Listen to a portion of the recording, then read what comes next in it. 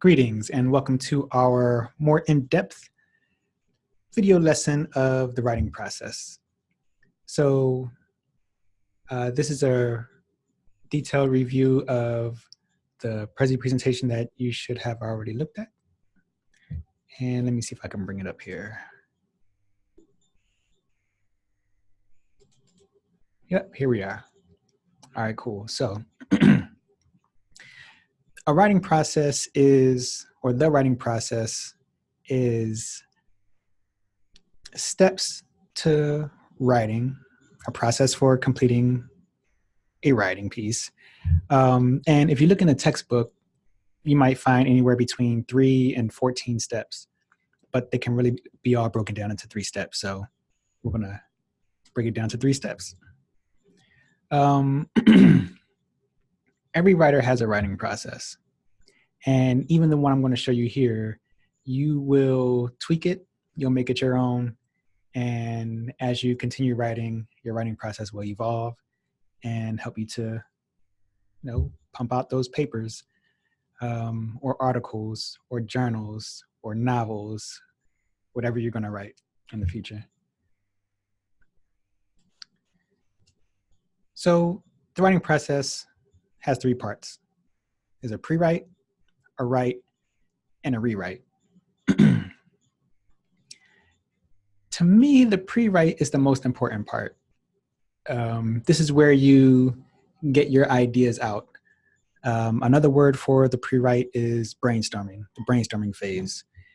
So you know what your topic is, and with the pre-write, my suggestion is you take no more than 7 minutes to do it.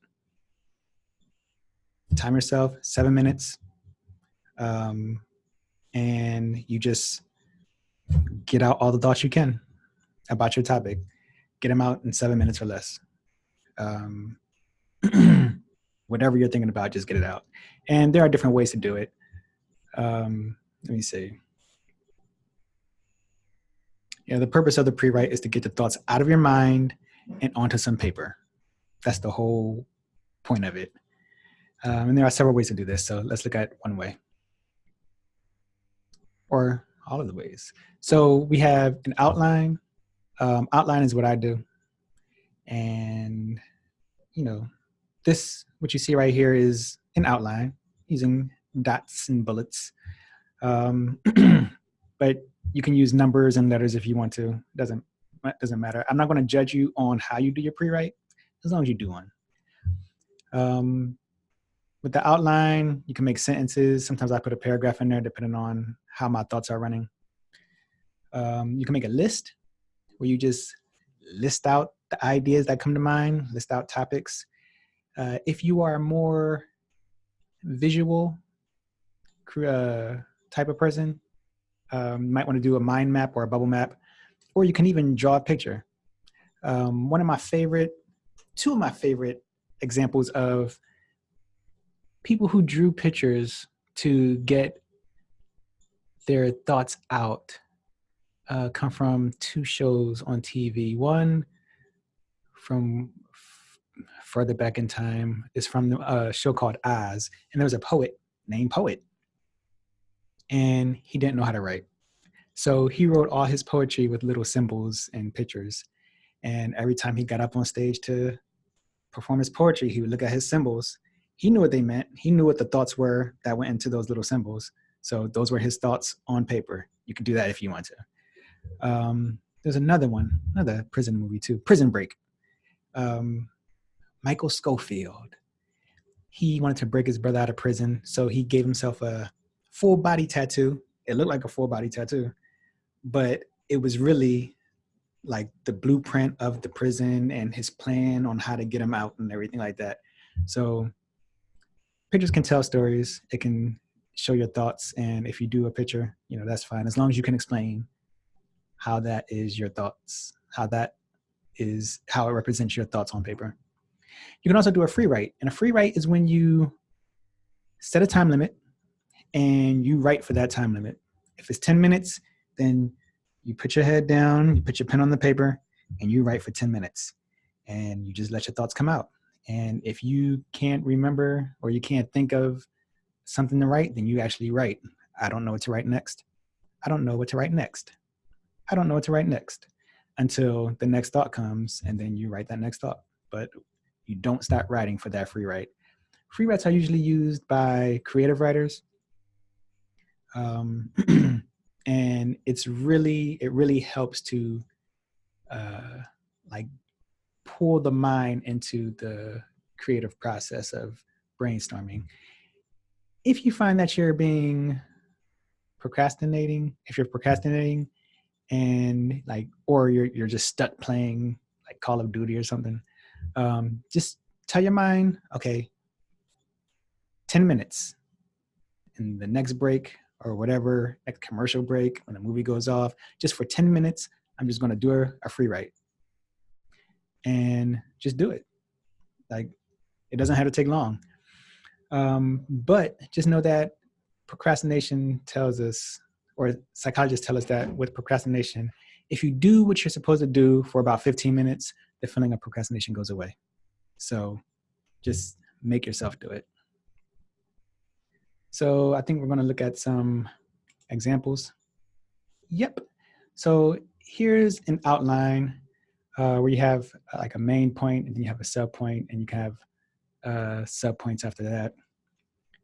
So you have writing process, pre-write, write, rewrite, and under the pre-write, you have, other little thoughts there. This is using letters. You can use numbers, bullets, stars. So here we have an example of a list, and it looks like this is just a list talking about animals, animal kingdom, land animals, all that good stuff. The next one, we have a mind map or a bubble chart or whatever you want to call it.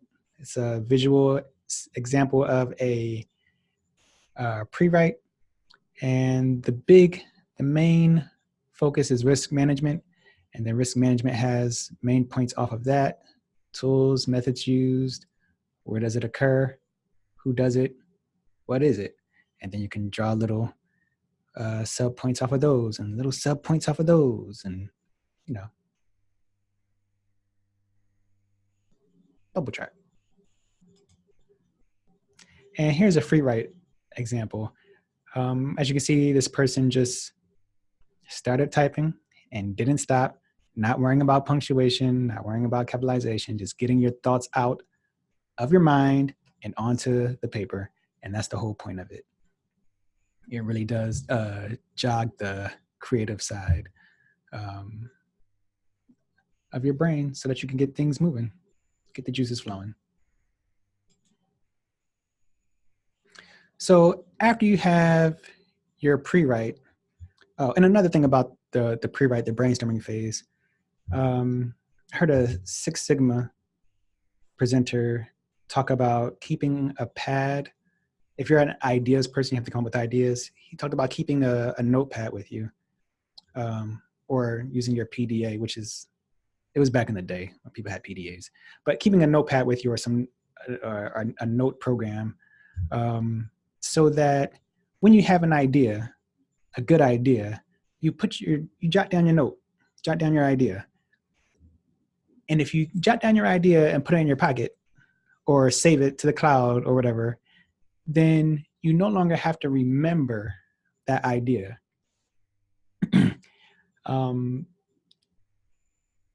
And that right there, like getting your thoughts down on paper, it helps to thwart writer's block, because once you have it down on paper, you don't have to think of anything new later on. So what did he say about that? He said that once you write it down, you no longer have to keep it in your short-term memory. You no longer have to keep thinking about it over and over again in your short-term memory,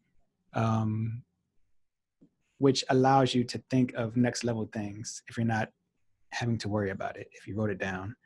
But yeah, it frees up your mind to think about next level things.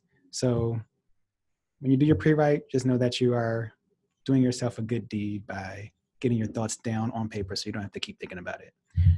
After you have your thoughts down on paper with your pre-write, now you have your write, which another term for the write is the rough draft. The rough draft is simply your thoughts, all those thoughts that you got out from your pre-write, you're putting those in essay form. Usually I say that your rough draft can be handwritten or typed because I handwrite my rough drafts and then I type them. That helps me to see my errors and also produce a better rough draft. So that's what I suggest. You handwrite them first. And handwriting to me also gives me that extra second to think of what the next perfect word should be, or the next phrase.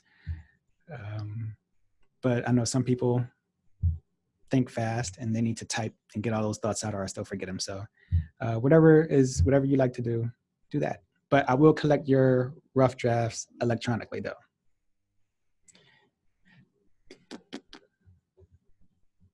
So the rough draft is just your thoughts in essay form.